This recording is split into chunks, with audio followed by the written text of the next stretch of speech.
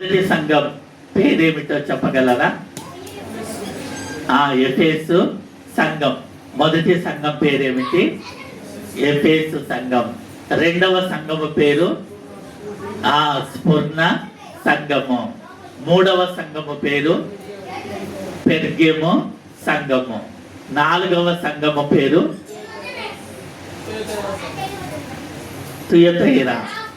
Thyatira సంఘము. ఈ 4 సంఘాలను గురించిన వివరణ మనం నేర్చుకున్నాం. ఈరోజు 5వ సంఘము మరియు 6వ సంఘము, 2 సంఘాలను గురించి మనము నేర్చుకుందాం. వచ్చే ఆదివారము చిట్ట చివరి సంఘం, ఆ సంఘమును గురించి మనము నేర్చుకుందాం. కాబట్టి ఈ యొక్క ఆదివారము 2 సంఘాల గురించిన వివరణను మనము చక్కగా నేర్చుకొని మన ఆత్మీయ జీవితాలను వెలిగించుకుందాం. సార్దీసులో ఉన్న సంఘపు దూతకు ఇలాగూ వ్రాయుము. యేసు ప్రభుల పరిచయం. ఆయన ఎలా పరిచయం చేసుకుంటున్నాడు ఆ సంఘముతో అంటే, 7 నక్షత్రములను దేవుని 7 ఆత్మలను గలవాడు చెప్పు సంగతులేవనగా. 7 నక్షత్రములను దేవుని 7 ఆత్మలను గలవాడు చెప్పు సంగతులేవనగా అని ఆయన పరిచయము చేసుకుంటున్నాడు. 7 అనగా బైబిల్ గ్రంథములో సంపూర్ణ అంకె, పరిపూర్ణమైన అంకె. ఆదివారము 7 అది పరిపూర్ణమైనటువంటి అంకె. కాబట్టి పరిపూర్ణుడైన యేసు ప్రభుల వారు చెప్పేటువంటి సంగతులు అని అర్థం. 7 నక్షత్రములు దేవుని 7 ఆత్మలు కలిగిన వ్యక్తి ఎవరు? ప్రభువైన యేసు క్రీస్తు వారు. కాబట్టి 7 నక్షత్రాలు 7 ఆత్మలంటే ఆయన పరిపూర్ణుడు అనేటువంటి భావం కనబడుతుంది. ఆ పరిపూర్ణుడైన యేసు క్రీస్తు ప్రభుల వారు చెప్పు సంగతులు ఏవనగా, ఆయన చెప్పేటువంటి మాటలు, ఆయన చెప్పేటువంటి సంగతులు ఏమిటి అని మనం ఆలోచిస్తే, ఆ సంఘంతో మాట్లాడుతున్నాడు. జీవించుచున్నావన్న పేరు మాత్రమున్నది గాని నీవు మృతుడవే. ఈ సంఘం ఎలా ఉందంట? జీవించుచున్నావన్న పేరు మాత్రమున్నది గాని నీవు మృతుడవే అని యేసు ప్రభుల వారు మాట్లాడుతూ ఉన్నాడు. అంటే ఆ సంఘం పైకి జీవిస్తుంది అంతే, కానీ దేవుని దృష్టిలో మృతులుగా కనబడుతున్నారు. దేవుని దృష్టిలో ఎలా కనబడుతున్నారు? పైకి భక్తి కలిగి లోపల యుక్తి కలిగి మనం ఏమైనా ఉన్నామా? పైకేమో భక్తిగా ఉంటాం, మనస్సులో ఏమో యుక్తిగా ఉంటాం. అలాంటి వారముగా మనం ఏమైనా ఉన్నామా అనేటువంటి ఆత్మ పరిశీలన మనం చేసుకోవాలి. అందరూ కూడా సార్దీస్ సంఘం పర్వాలేదు, సార్దీస్ సంఘం పర్వాలేదని అందరూ చెప్పుకుంటున్నారు. కానీ ఆ సంఘాన్ని గురించిన క్రియలు చూచేసరికి అవి మృతమైనవిగా కనబడుతున్నాయి ప్రభునందు ప్రియులారా. కాబట్టి మన ఆత్మీయ జీవితాన్ని మనము పరిశీలించుకోవాలి. మన క్రియలు ఎలా ఉన్నాయి? ప్రభు అంటున్నాడు, నీ క్రియలను నేను ఎరుగుదును అని ప్రభు అంటున్నాడు. నీ క్రియలను నేను ఎరుగుదును, నాకు బాగా తెలుసు. నువ్వు ఎలా ఉన్నావంటే జీవించుతున్నావు, కానీ నా దృష్టిలో నీవు మృతుడవే అని ప్రభు మాట్లాడుతున్నాడు. మనం కూడా ఒకప్పుడు మృతులముగా ఉన్నాం. అపరాధముల చేతను పాపముల చేతను మనం ఎలా ఉన్నాం? చచ్చిన వారమైన స్థితిలో మనం ఉన్నాం. చూడండి ఆ మాట, ఎఫెసు పత్రిక, ప్రభునందు ప్రియులారా, ఎఫెసు పత్రిక 2వ అధ్యాయము 1వ వచనము. మీ అపరాధముల చేతను పాపముల చేతను మీరు చచ్చిన వారై ఉండగా ఆయన మిమ్మను క్రీస్తుతో కూడా బ్రతికించెను. ఎఫెసు పత్రిక 2వ అధ్యాయము 1వ వచనం. మనం ఏ స్థితిలో ఉన్నామో బైబిల్ గ్రంథం సాక్ష్యం ఇస్తుంది. మీ అపరాధముల చేతను పాపముల చేతను మీరు చచ్చిన వారై ఉండగా, అపరాధముల చేతను పాపముల చేతను అని వ్రాయబడింది. అంటే మనం చేసిన అపరాధములు, మనము చేసిన దోషములు, మనము చేసిన చెడు క్రియలు, వీటి ద్వారా మనము చచ్చిన వారమై ఉన్నామని వాక్యము సెలవిస్తుంది. అంటే దేవుని దృష్టిలో మనము చనిపోయిన స్థితిలో మనమున్నాం. ఆయన మిమ్మును క్రీస్తుతో కూడా బ్రతికించెను. క్రీస్తుతో కూడా మనల్ని ఏం చేశాడంట? బ్రతికించాడు. మనము భయంకరమైనటువంటి అపరాధముల చేతను పాపముల చేతను మనము చచ్చిన వారముగా ప్రభునందు ప్రియమైన సహోదరి, ప్రియమైన సహోదరుడా మనమున్నాం అని దైవ గ్రంథం అద్దము వలె మన మీద సాక్ష్యం ఇస్తూ ఉంది. అయితే దేవుడు కరుణా సంపన్నుడు గనుక, దేవుడు ప్రేమ గలవాడు గనుక, దేవుడు జీవము కలిగిన వాడు గనుక ఆయన ఏం చేశాడంటే మనలందరినీ కూడా క్రీస్తుతో కూడా బ్రతికించాడు. క్రీస్తుతో కూడా మనమందరము బ్రతికింపబడిన స్థితిలో మనమున్నాం. అలా బ్రతికించిన దేవునికి మనము స్తోత్రాలు చెప్పవలసిన వారముగా మనమున్నాం. కృతజ్ఞత భావాన్ని మనము కలిగి ఉన్నాం. నీ క్రియలను నేను ఎరుగుదును, జీవించుచున్నావన్న పేరు మాత్రమే ఉన్నది కానీ నీవు మృతుడవే అని దేవుడు మాట్లాడుతున్నాడు. 2వ వచనం, నీ క్రియలు నా దేవుని ఎదుట సంపూర్ణమైనవిగా నాకు కనబడలేదు. నీ క్రియలు నా దేవుని ఎదుట, అంటే తండ్రి అయిన దేవుని ఎదుట సంపూర్ణమైనవిగా కనబడలేదంట. సంపూర్ణమైనవిగా కనబడటం లేదు, కొదువుగానే ఉన్నాయి, చాలా కొదువుగా ఉన్నాయి. అయితే సంపూర్ణమైనవిగా కనబడటము లేదని దైవ గ్రంథం సెలవిస్తుంది. అందుకు ప్రభు అంటున్నాడు, నీవు జాగరూకుడవై చావనై ఉన్న మిగిలిన వాటిని బలపరుచుము. నీ క్రియలు ఏవైతే ఉన్నాయో ఆ క్రియలు నేను చూచాను, ఆ క్రియలు నాకు బాగా తెలుసు. చావనై ఉన్న మిగిలిన వాటిని నీవు జాగరూకుడవై, అంటే జాగ్రత్త కలిగి నీ జీవితాన్ని జాగ్రత్తగా పెట్టుకొని, నీ జీవితాన్ని జాగ్రత్తగా మలుచుకొని నువ్వు ఏం చేయాలంటే మిగిలిన వాటిని బలపరచుము.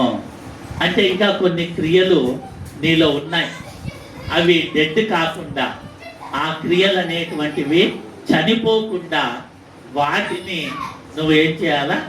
బ్రతికించాలా, వాటిని నువ్వు చెయ్యాలి అని ప్రభు ఈ సంఘముతో మాట్లాడుతూ ఉన్నాడు. 3వ వచనం, నీవెలాగూ ఉపదేశము పొందితివో, ఎలాగూ వింటివో జ్ఞాపకము చేసుకొని దానిని గైకొనుచు మారు మనస్సు పొందుము. నీవు ఎలాగూ ఉపదేశం విన్నావో ఆ ఉపదేశాన్ని నీవు అనుసరించటం లేదు. అదే దేవుని బాధ, దేవుని ఆవేదన. దేవుని వాక్యమును వింటున్నారు కానీ ఆ వాక్యానుసారముగా నడుచుకోవటం లేదు, జీవించటం లేదు అని దేవుడు బాధపడుతూ ఉన్నాడు. ఈ సార్దీసు సంఘము వాక్యం వింటుంది కానీ వాక్యానుసారముగా జీవించటం లేదు. అందుకే నీ క్రియలను నేను ఎరుగుదును అని ప్రభు అంటున్నాడు. ప్రియులారా, నీ క్రియలను నేను ఎరుగుదును. అందుకే చావనై ఉన్న మిగిలిన వాటిని బలపరచుము. కొన్ని క్రియలు ఉన్నాయి, ఆ క్రియలు కూడా త్వరలో చనిపోతాయి.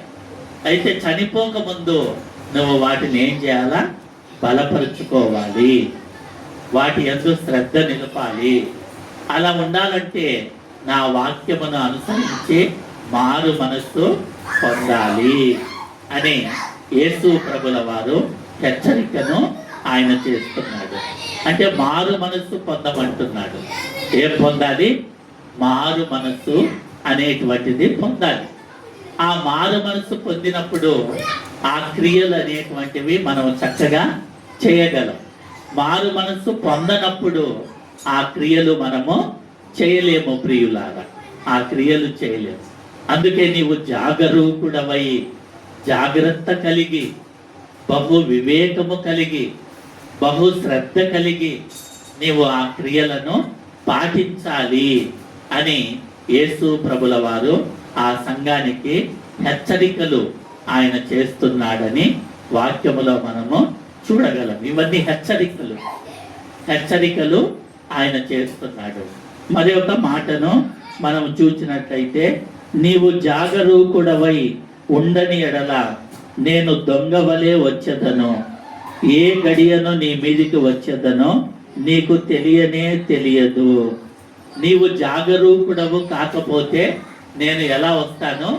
దొంగ వలె వస్తాను అని ప్రభు అంటున్నాడు. ఏ జామున నేను నీ మీదికి వస్తానో నీకు తెలియదు. నేను వచ్చానా, నీ క్రియలు సంపూర్ణమైనవిగా కనబడవు.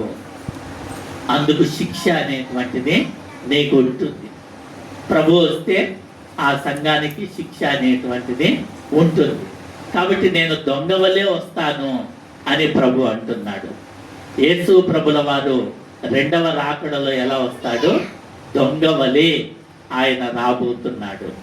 దొంగ మన ఇంటికి చెప్పి రాడు. ఒకవేళ చెవిలో చెప్పి వచ్చాడు అనుకోండి, కర్రలు అన్ని రెడీగా పెట్టుకొని ఉంటాం. కర్రలన్నీ రెడీగా పెట్టుకొని ఉంటాం ఆ దొంగను కొట్టడానికి. ఆ కొట్టి భయంకరముగా చిత్రహింసలు పెట్టడానికి మనం అంత సామాగ్రితో రెడీ అయి ఉంటాం. అంటే దొంగ చెప్పి వస్తాడా? చెప్పి రాడు. దొంగ మనకు చెవిలో చెప్పి రాడు. చెప్పకుండా ఆకస్మికంగా వస్తాడు. మన ప్రభువైన యేసుక్రీస్తు వారు కూడా ఆకస్మికముగా ఈ లోకానికి రాబోతున్నాడు. ఉన్న పాటున ఈ లోకానికి ఆయన వస్తాడు. ఆయన చెప్పలేదు పలాని తారీఖున వస్తాను, పలాని నెలలో వస్తాను, పలాని సంవత్సరము వస్తాను అని ఆయన చెప్పలేదు. దొంగవలే ప్రభు ఈ లోకానికి రాబోతూ ఉన్నాడు. ఏ జామున వస్తాడో మనకు తెలియదు. కోడికు జామున వస్తాడో, అర్ధరాత్రి జామున వస్తాడో, పగలు వస్తాడో, రాత్రి వస్తాడో, మధ్యాహ్నం వస్తాడో, సాయంకాలం వస్తాడో మనకు తెలియదు. కానీ ప్రభు మాత్రం ఖచ్చితముగా రెండవ రాకడలో ఈ లోకానికి రాబోతున్నాడు. ఈ రోజే వస్తాడో మనకు తెలియదు. కాబట్టి ప్రభువునందు ప్రియులారా, మారు మనస్సు పొందుము అని సార్తీసు సంఘాన్ని యేసు ప్రభుల వారు హెచ్చరిక చేస్తున్నాడు. యేసు ప్రభుల వారు ఆయన ఈ లోకానికి వస్తాడు అనటానికి 2 వచనాలు చూద్దాం. మత్తయి సువార్త 24వ అధ్యాయము 42వ వచనం. కావున ఏ దినమున మీ ప్రభు వచ్చునో మీకు తెలియదు గనుక మెలకువగా నుండుడి. ఎంత చక్కటి మాట. కావున ఏ దినమున మీ ప్రభు వచ్చునో మీకు తెలియదు గనుక మీరు మెలకువగా ఉండుడి అనే వాక్యం సెలవిస్తుంది. మనము మెలకువగా ఉండాలి. ఏ దినమున ప్రభు వస్తాడో మనకు తెలియదు గనుక మనము మెలకువ కలిగినటువంటి వారముగా మనమున్నాం. బుద్ధి గల కన్యకలు మెలకువ కలిగి ఉన్నారు. తమ సిద్ధెలలో నూనెను పోసుకొని వారు వెలిగించుకొని వారు సిద్ధంగా ఉన్నారు పెళ్లి కుమారుని రాకడ కొరకు. యేసు ప్రభుల వారి కొరకు వారు సిద్ధముగా ఉన్నారు. బుద్ధి లేని కన్యకల దగ్గర నూనె అయిపోయింది. వారి దివిటీలు ఆరిపోవచ్చున్నాయి. వారు సిద్ధంగా లేరు. ప్రభు రాకడకు వారు సిద్ధంగా లేరు. మనము బుద్ధి గల కన్యకలమా, బుద్ధి లేని కన్యకలమా? బుద్ధి గల కన్యకలుగా మనం ఉండాలని వాక్యము సెలవిస్తుంది. అందుకే 42వ వచనములో, కావున ఏ దినమున మీ ప్రభు వచ్చునో మీకు తెలియదు గనుక మెలకువగా ఉండుడి. ఏ దినమున ప్రభు వస్తాడో మనకు తెలియదు. కాబట్టి మనము మెలకువ కలిగి జీవించవలసిన వారమై మనమున్నాం. ఎంత చక్కటి మాట. మీరు అనుకొనని గడియలో మనుష్య కుమారుడు వచ్చును గనుకనే మీరును సిద్ధముగా ఉండుడి. మనము అనుకొనని గడియలో మనుష్య కుమారుడు రాబోతున్నాడు. యేసు ప్రభుల వారు ఈ భూమి మీదకి రాబోతూ ఉన్నాడు. ఆయన డైరెక్ట్ గా ఈ భూమి మీదకి వస్తాడు. మనం ఏం చేయాలంటే సిద్ధముగా మనం ఉండాలి. ఎలాంటి సిద్ధపాటు? దేవుని చిత్తాన్ని నెరవేర్చిన వారముగా మనం ఉండాలి, సిద్ధంగా ఉండాలి. దొంగ వస్తాడేమో అని సిద్ధంగా ఉంటాం, కర్రలతో, రాడ్లతో. కానీ ప్రభు వచ్చే సమయానికి మనం ఎలా సిద్ధంగా ఉండగలం?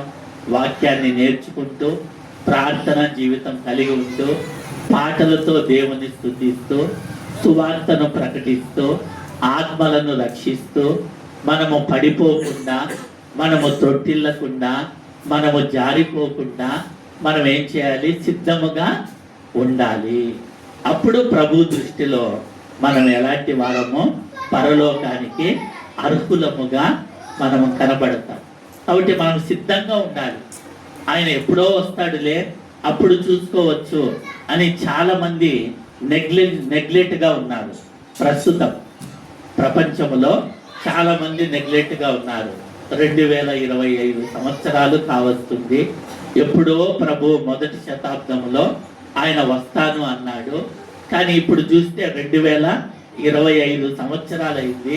ఇప్పుడే ఆయన రాడులే, ఇప్పుడే ఆయన రాడు, నిదానంగా వస్తాడు అని అనుకొని తినొచ్చు, త్రాగుచ్చు, ఇష్టానుసారముగా బ్రతుకుతున్నారు. నిజంగా చాలా మంది తింటున్నారు, త్రాగుతున్నారు, ఇష్టానుసారంగా బ్రతుకుతూ ఉన్నారు.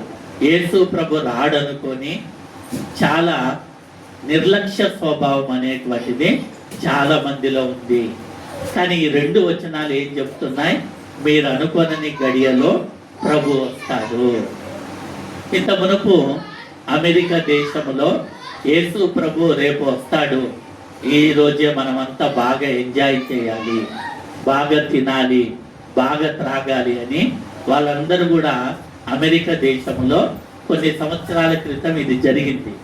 బాగా వాళ్ళ ఆస్తులన్నీ అమ్ముకున్నారు, చేతికి బాగా డబ్బు వచ్చింది, బాగా తిన్నారు, బాగా త్రాగారు, బాగా నిద్రపోయారు. తెల్లవారేసరికి ప్రభు రాలేదు, ఎవరు రాలేదు. ఆస్తులన్నీ పోయినాయి, ఆస్తులన్నీ పోయినాయి, కోల్పోయినాయి. చూసారా ఎలా ఉన్నారో? అంటే వాళ్ళే డేటు ఫిక్స్ చేసుకున్నారు, రేపు ప్రభు వస్తాడు అని డేట్ ఫిక్స్ చేసుకొని ఈ రోజే అంత ఎంజాయ్ చేశారు. ఎంత భయంకరమైన పరిస్థితి. కాబట్టి ప్రభు ఎప్పుడు వస్తాడో మనకు తెలియదు అని వాక్యము క్లియర్గా చెబుతుంది. చూడండి, మీరు అనుకోనని గడియలో మనుష్య కుమారుడు వచ్చును. ఇంత మునుపు ఇంకొక వార్త కూడా 2000 సంవత్సరం యుగాంతం, అప్పుడు ప్రభు వస్తాడు అని అప్పట్లో హడావిడి చేశారు, పేపర్లలో ప్రకటించారు. బైబిల్ కూడా చెబుతుంది యుగాంతం ఇప్పుడే అని, బైబిల్ పేరు కూడా వాడుకున్నారు. చూడండి ఎలా ఉందో. డావెన్సీ కోడ్ అనేటువంటిది ఒకటి వచ్చింది. బైబిల్ కూడా, బైబిల్ చెప్పలేదు అసలు ప్రభు ఎప్పుడు వస్తాడో బైబిల్ చెప్పలేదు. కానీ ప్రభు వస్తాడని బైబిల్ కూడా చెప్పిందని ఆ మయన్మార్ క్యాలెండర్ సహాయంతో ఏం చేశారంటే 2000 సంవత్సరం యుగాంతం అని ప్రకటించేశారు. కానీ యుగాంతం రాలేదు, ఏ అంతమో రాలేదు ప్రభు. ఇలా చాలా మంది డేట్లను ఫిక్స్ చేసుకొని నష్టపోయారు చాలా మంది. ఇవన్నీ కూడా వార్తలు మనము వింటూనే ఉన్నాం. కాబట్టి 2012వ సంవత్సరం కూడా యుగాంతమని ప్రకటించారు.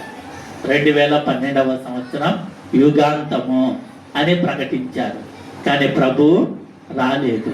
కాబట్టి బైబిల్ ఏం చెప్తుందంటే, మీరు అనుకొనని గడియలో మనుష్య కుమారుడు వచ్చును గనుక మీరు ఎలా ఉండాలి? సిద్ధముగా ఉండాలి. మనమంతా సిద్ధంగా ఉండాలి ప్రియులారా. నూనె కలిగి, నూనె అంటే వాక్యం. వాక్యం అనే నూనె కలిగి, పరిశుద్ధాత్మ దేవుణ్ణి కలిగి మనము వాక్యముతో నడిపింపబడుతూ, వాక్యముతో పోషించబడుతూ, వాక్యముతో స్నేహము చేస్తూ మనము ప్రభు రాకడ కొరకు సిద్ధపాటు అనేటువంటిది మనము కలిగి జీవించాలి. ప్రకటన గ్రంథానికి రండి, 3వ అధ్యాయము. ప్రకటన గ్రంథం 3వ అధ్యాయము 3వ వచనములో, ఏ గడియను నీ మీదికి వచ్చేదనో నీకు తెలియదు. 4వ వచనం, అయితే తమ వస్త్రములను అపవిత్రపరచుకొనని కొందరు సార్దీస్లో నీ వద్ద ఉన్నారు. వారు అర్హులు గనుక తెల్లని వస్త్రములు ధరించుకొని నాతో కూడా సంచరించెదరు. 4వ వచనం, జీవితం అనే వస్త్రం, రక్షణ వస్త్రం అని కూడా వస్తుంది. కాబట్టి జీవితం అనే ఈ వస్త్రాన్ని వారు ధరించుకున్నారు. జీవితం, ఆ జీవితాన్ని ప్రభువుకు అంకితం చేశారు. ప్రభువుకు అంకితం చేశారు. అందుకే సార్దీసులో తమ వస్త్రములను అపవిత్రపరచుకొనని కొందరు మీలో ఉన్నారు.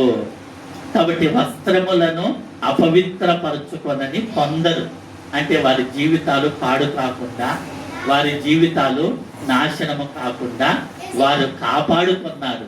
తమ వస్త్రాలను, తమ జీవితాలను కాపాడుకున్నారు, రక్షణను కాపాడుకున్నారు.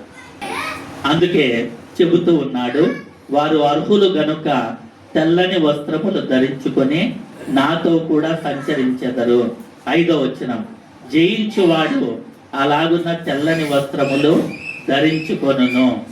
జీవ గ్రంథములో నుండి అతని పేరెంత మాత్రమును తుడుపు పెట్టక నా తండ్రి ఎదుటను ఆయన దూతల ఎదుటను అతని పేరు ఒప్పుకొందును. సంగములతో ఆత్మ చెప్పుచున్న మాట చెవిగలవాడు వినుగాక. జీవ గ్రంథములో వారి పేర్లు ఉంటాయట.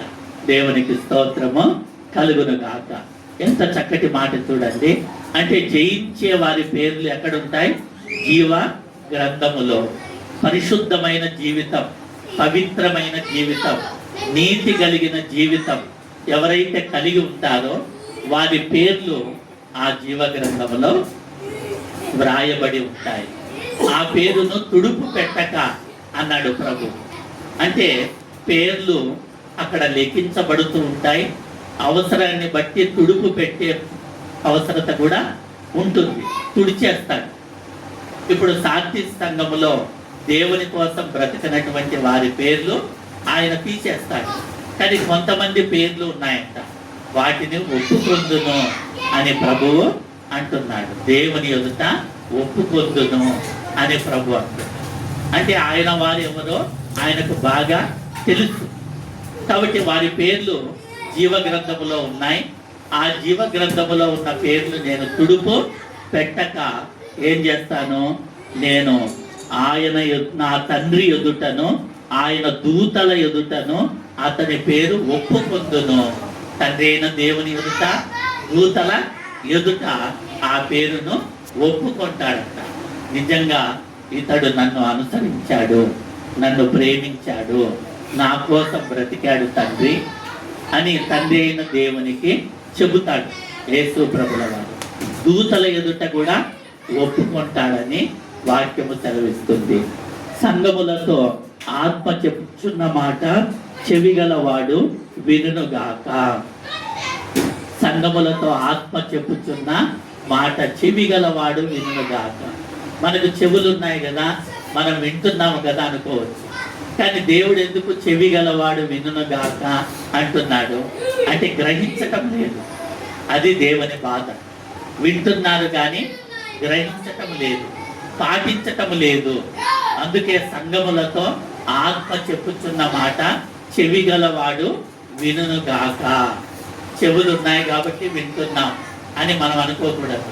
విన్న దానిని గ్రహించుకునే వారముగా మనం ఉండాలి. మన జీవితంలో నెరవేర్చాలి. వినటం అందరూ వింటారు, కానీ పాటించేవారు ఎవరు చెప్పండి? పాటించటం లేదు. సంఘములో ఉన్నంత కాలం ఏమనుకుంటాం? వాక్యము చక్కగా దైవజనుడు బోధించిన తర్వాత వాక్యం బాగా చెప్పారండి, అని అంటాము, కానీ వాక్యానుసారంగా నడుచుకో, వాక్యానుసారంగా జీవించాం. సంఘములో ఉంటున్నాం, సంఘములో బాగా వాక్యం వింటున్నాం, కానీ చర్చ అయిపోయిన వెంటనే ఆ వాక్యాన్ని మరిచిపోతున్నాం. చర్చిలో ఉన్నంత వరకు బాగా వాక్యం మీద శ్రద్ధ, ప్రేమ, వాక్యం వినాలి, నేను బాగా వినాలి అని ప్రేమ. వాక్యం విన్నంత వరకు ఈ లోకం నాకొద్దు, ఈ లోకం వద్దు అని అనుకుంటా. ఎప్పుడైతే చర్చ అయిపోతుందో అప్పుడు వాక్యం కూడా మరిచిపోతాం, వాక్యాన్ని పక్కకు వదిలిపెడతాం. అందుకే అపవాది పుంజుకొని ఉన్నాడంట. ఎందుకు పంచుకొని ఉన్నాడు? వాక్యాన్ని ఎత్తుకొని పోవుటకు, వాక్యాన్ని ఎత్తుకొని పోతాడు. ఈ సార్దీసు సంఘములో కొంతమంది మాత్రమే పరిశుద్ధమైన జీవితం కలిగి ఉన్నారు, జీవిస్తున్నారు. మరి కొంతమంది క్రియలు సరిగ్గా లేవని దేవుని వాక్యము సెలవిస్తుంది. 7వ వచనం, ఫిలదెల్ఫియాలో ఉన్న సంఘపు దూతకు ఇలాగు వ్రాయము. ఫిలదెల్ఫియా, ఈ సంఘం పేరేంటి? ఫిలదెల్ఫియా. ఆసియాలో ఉన్న 7 సంఘాలు, ఆసియాలో ఉన్న 7 సంఘాలలో ఫిలదెల్ఫియా అనేటువంటి సంఘం. దావీదు తాళపు చెవి కలిగి ఎవడునో వేయలేకుండా తీయువాడును, ఎవడునో తీయలేకుండా వేయువాడునైనా స్వత్య స్వరూపియగు పరిశుద్ధుడు చెప్పు సంగతులేవనగా. ఎలా ఆయన పరిచయం చేసుకుంటున్నాడు? దావీదు తాళపు చెవి కలిగి ఎవడునో వేయలేకుండా తీయువాడును, ఎవడునో తీయలేకుండా వేయువాడును సత్య స్వరూపియగు పరిశుద్ధుడు చెప్పు సంగతులు ఏవనగా. సత్య స్వరూపియగు పరిశుద్ధుడు చెప్పు సంగతులు ఏవనగా అంటే యేసు ప్రభుల వారు అలా పరిచయం చేసుకుంటున్నారు. సత్య స్వరూపియగు పరిశుద్ధునిగా ఆయన పరిచయము చేసుకుంటూ ఉన్నాడు. అది ఆయన పరిచయం. ఒక్కొక్క సంఘముతో ఒక్కొక్క విధంగా పరిచయం చేసుకున్నాడు. ఈ సంఘంతో మాత్రం సత్య స్వరూపియగు పరిశుద్ధుడు చెప్పేటువంటి సంగతులు ఏమనగా, నీ క్రియలను నేను ఎరుగుదును, నీకున్న శక్తి కొంచెమై ఉండినను నీవు నా వాక్యమును గైకొని నా నామము ఎరుగననలేదు. ఇదిగో తలుపు నీ ఎదుట తీసి ఉంచి ఉన్నాను, దానిని ఎవడును వేయనేరడు. నీకున్న శక్తి కొంచెమైనను నీవు నా వాక్యమును గైకొంటివి అని ప్రభు అంటున్నాడు. అంటే ఆ సంఘానికి ఉన్న శక్తి కొంచెమే, అంటే చిన్న సంఘం, చిన్న సంఘం. ఆ చిన్న సంఘమైనా కూడా దేవుని వాక్యాన్ని వెంబడిస్తూ ఉన్నది. ఎంత చక్కటి సంఘం చూడండి, ఫిలదెల్ఫియా సంఘం. సార్దీసు సంఘములో ఆ సంఘం పెద్ద సంఘమైన దేవుని కోసం బ్రతకటము లేదు, కొంతమందే దేవుని కోసం బ్రతికారు. కానీ ఫిలదెల్ఫియా సంఘము దగ్గరకు వచ్చేసరికి నీకున్న శక్తి కొంచెమైనను నీవు నా వాక్యమును గైకొంటివి, గైకొని నా నామము ఎరుగననలేదు. నా నామమును నువ్వు ఒప్పుకున్నావు, నా నామమును గట్టిగా ఒప్పుకున్నావు, నీవు నా వాక్యమును గైకొంటున్నావు అనేటువంటి సాక్ష్యం ప్రభు ఆ సంఘానికి ఇస్తూ ఉన్నాడు. 9వ వచనం, యూదులు కాకయే తాము యూదులమని అబద్ధమాడు సాతాను సమాజపు వారిని రప్పించదను. వారు వచ్చి నీ పాదముల ఎదుట పడి నమస్కారము చేసి, ఇదిగో నేను నిన్ను ప్రేమించి తినని తెలుసుకున్నట్లు చేసేదను. సాతాను సమాజపు వారిని రప్పించెదను అంటున్నాడు. అంటే ఆ ఫిలదెల్ఫియా సంఘములో అందరూ బాగానే ఆత్మీయంగా ఉన్నారు. అయితే సాతాను సమాజపు వారిని నీ వద్దకు రప్పిస్తాను. అంటే వాళ్ళు నీకు లొంగిపోయేటట్టుగా నేను చేస్తాను, వాళ్ళు నీకు విధేయత చూపేటట్టుగా నేను చేస్తాను అని ప్రభు అంటున్నారు. వారు వచ్చి నీ పాదముల ఎదుట పడి నమస్కారము చేసి, వారు వస్తారు, నీ పాదముల ఎదుట పడతారు, నమస్కారము చేస్తారు. అంటే సంఘానికి లోబడిపోతారు. అంటే సాతాను సమాజం అనేది బయట ఉంది, సంఘానికి వెలుపల ఉంది, సంఘము లోపల కాదు, సంఘము వెలుపల సాతాను సమాజం అనేది ఉంది. వాళ్ళందరినీ కూడా నీ ఎదుటికి నేను రప్పిస్తాను, వారు వచ్చి నీకు నమస్కారము చేస్తారు అని ప్రభు ఎంత చక్కగా చెబుతున్నాడు చూడండి. నేను నిన్ను ప్రేమించితినని తెలుసుకున్నట్లు చేసేదను. నేను నిన్ను ప్రేమించి తిని అంటే సంఘాన్ని యేసు ప్రభుల వారు ప్రేమిస్తున్నారు. సంఘం అంటే ఆయనకు చాలా ఇష్టం. సంఘము ప్రభు యొక్క శరీరము అని బైబిల్ చెబుతుంది. సంఘము ప్రభు యొక్క శరీరం. సంఘానికి శిరస్సు ఎవరు? ప్రభువే. సంఘానికి తల ప్రభువే. శరీరం అంతా సంఘమే. కాబట్టి ఆ సంఘానికి శిరస్సు అయిన ప్రభు అంటున్నాడు, సంఘమా వారంతా నీ ఎదుటికి వచ్చి నమస్కారము చేస్తారు. నేను నిజంగా నీతో ఉన్నానని వారు తెలుసుకుంటారు, వారు గ్రహిస్తారు. అలా నేను చేస్తాను అనే సంఘముతో యేసు ప్రభుల వారు వాగ్దానము ఆయన చేస్తూ ఉన్నాడు. ఇంకా చూడండి 10వ వచనం, నీవు నా ఓర్పు విషయమైన వాక్యమును గైకొంటివి గనుక భూనివాసులను శోధించుటకు లోకమంతటి మీదికి రాబోవు శోధన కాలములో నేనును నిన్ను కాపాడేదను. నీవు నా ఓర్పు విషయమైన వాక్యమును గైకొంటివి గనుక అంటే వాక్యాన్ని గైకొన్నారు. ఎంత అద్భుతమైన సంఘం చూడండి. వాక్యమును గైకొనని సంఘాలను మనం చూసాం, కానీ ఈ సంఘం వాక్యమును గైకొంటుంది. అంటే వాక్యం అంటే వీళ్ళకు చాలా ఇష్టం, వాక్యం అంటే వీళ్ళకు ప్రేమ, వాక్యం అంటే వీళ్ళకు ప్రీతి. ఆ వాక్యమును గైకొన్నారంట. ఏదో విన్నాము తెలుసుకున్నాము అనేది కాదు, వాక్యాన్నే గైకొన్నారు. అలా వాక్యాన్ని గైకొన్నారు గనుక నేను మిమ్మలను కాపాడేదను అని ప్రభువు చెబుతూ ఉన్నాడు. నీవు నా ఓర్పు విషయమైన వాక్యమును గైకొంటివి గనుక భూనివాసులను శోధించుటకు లోకమంతటి మీదికి రాబోవు శోధన కాలములో నేనును నిన్ను కాపాడేదను. భూలోకమంతటి మీదికి రాబోయే శోధన కాలములో నేను నిన్నేం చేస్తాను? కాపాడేదను అని ప్రభు చెబుతున్నాడు.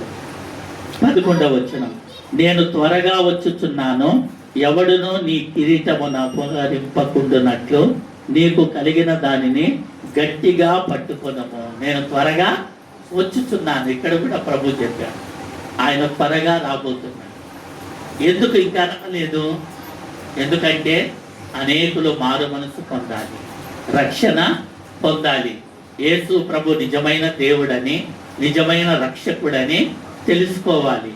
యేసు ప్రభు పరలోకానికి నడిపించేవాడని, ఆయనే పరలోకానికి మార్గము, సత్యము, జీవమని తెలుసుకోవాలి. మారు మనసు పొందాలి.